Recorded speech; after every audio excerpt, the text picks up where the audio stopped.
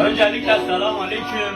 Ben Yusuf. Şanlıurfa çocuğuyuz da doğuştan yanlış yazılmış kaderimiz. Ne gülebildik ne de güldürebildik. Ortam dediler, daldık ortama girdik. Önce bir nefes dediler çektik.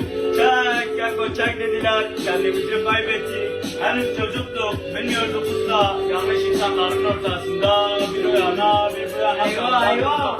Bulamadık doğruyu usta, bulamadık. Şimdi diyecekler, bunlar serseri, bunlardan adam olmaz. Ama kusura bakmayın, yanlış hayat, doğru yaşanmaz.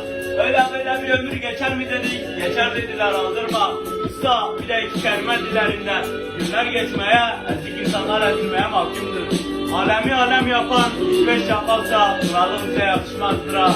Memleketi anlatır yazarsam tekliflerimizi, şu kavrulası maddeler çürüttü ciğerlerimizi. Bir gün ben ölürsem biri ona şunları desin, o çocuğun aileleri sabit değildir.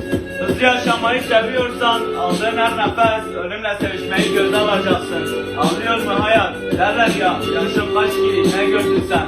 Yaşımın gelmediği yerde yaşantım yeter. Tekrarı yok, iyi seyirler. Satmadık dostumuzu, bizi kastımızı kapatmadık.